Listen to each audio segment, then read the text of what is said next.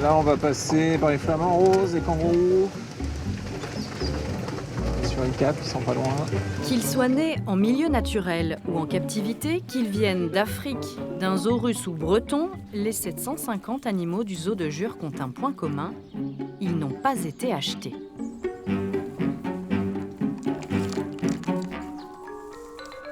Non, alors les animaux en parc zoologique n'ont pas de valeur, c'est-à-dire que en fait c'est des dons ou des prêts, mais globalement donc tous nos animaux n'ont pas de valeur, n'ont pas de valeur financière, quoi.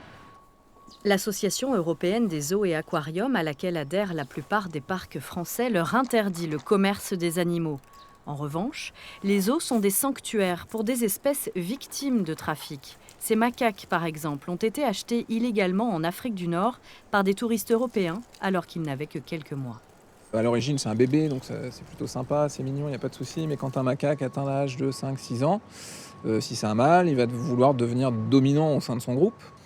Donc les personnes qui vont acheter ce singe-là sont souvent démunies. Soit le singe s'échappe de chez eux, soit il est saisi par la justice tout simplement, parce qu'il faut des autorisations pour détenir ces animaux-là.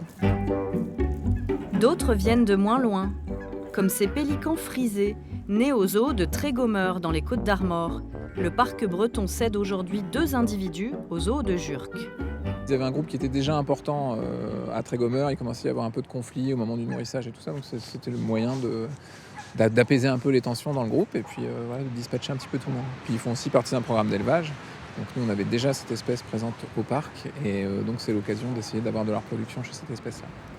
Les pélicans frisés font partie d'un programme européen d'élevage et de conservation. Ils sont donc protégés, surveillés et les zoos s'échangent des individus pour éviter la consanguinité. Le but de ces programmes est de sauver des espèces menacées. Les pélicans frisés, eux, ont failli disparaître dans leur milieu naturel.